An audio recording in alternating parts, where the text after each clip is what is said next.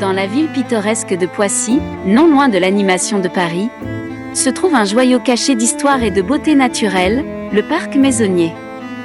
Avec son environnement paisible, sa charmante aéronauce et son lac serein, ce charmant parc est devenu une destination de vacances populaire pour les habitants et les visiteurs de la ville.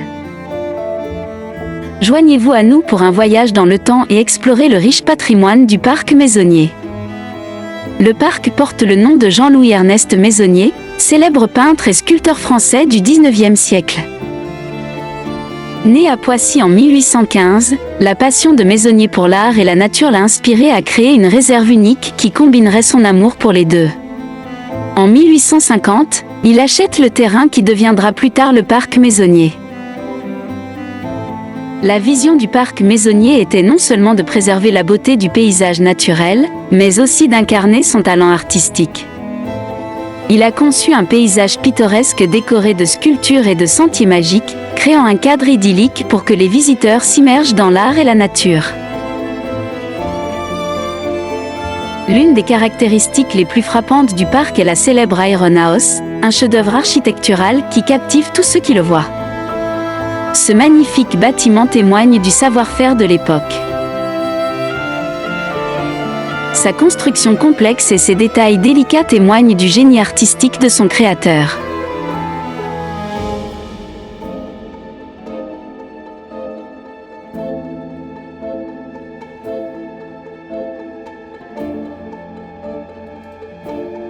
Et le voici, une maison de fer.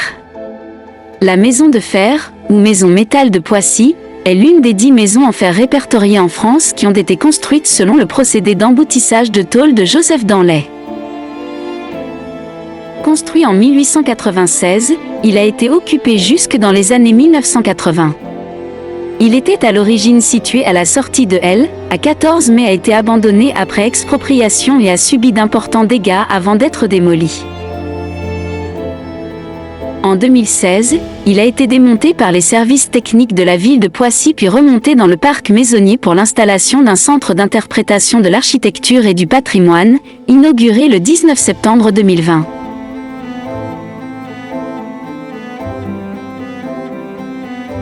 En fouillant plus profondément dans le parc, nous rencontrons un trésor caché, un lac serein qui reflète la beauté de son environnement. Avec de douces ondulations et des reflets chatoyants, le lac offre une retraite tranquille aux visiteurs en quête de paix dans l'étreinte de la nature. Le lac du parc Maisonnier abrite une faune et une flore variées. Ses eaux cristallines abritent diverses espèces de plantes aquatiques, de poissons et de tortues, ce qui en fait un écosystème important du parc.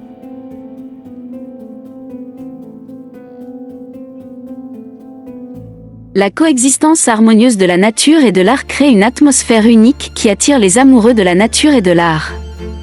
Aujourd'hui, le parc Maisonnier témoigne de la vision et de l'héritage durable de son fondateur.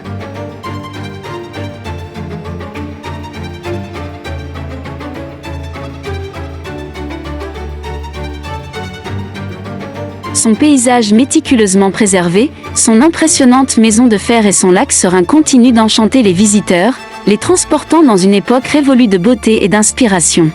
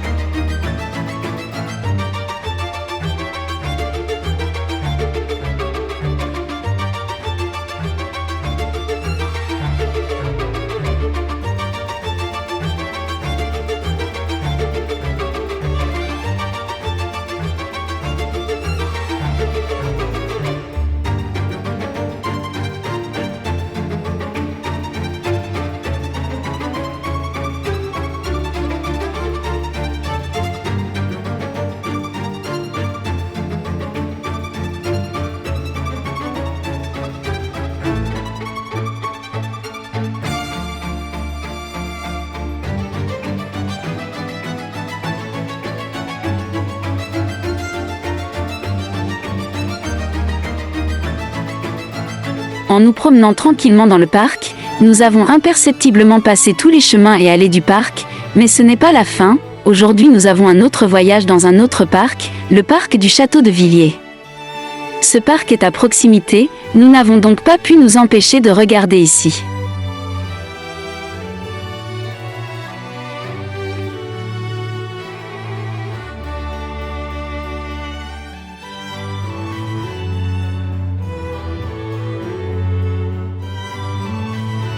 Le parc du château de Villiers offre un cadre paisible et pittoresque qui allie la beauté naturelle à l'élégance d'un château.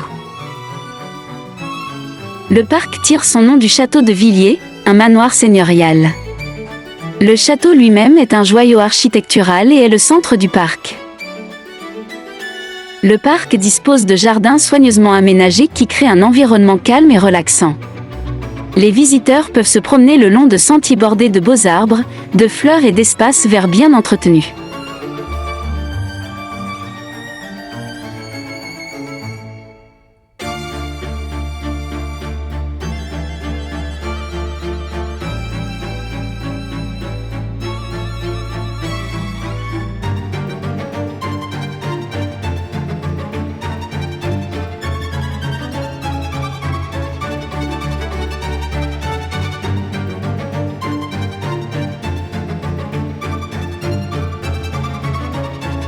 Le château de Villiers, grande maison bourgeoise, n'a pas eu l'histoire la plus paisible. Depuis sa construction sur les ruines d'un ancien château, il a, à son tour, appartenu aux familles Élie d'Oissel et Ségur, qui ont ensuite été réhabilités comme soldats.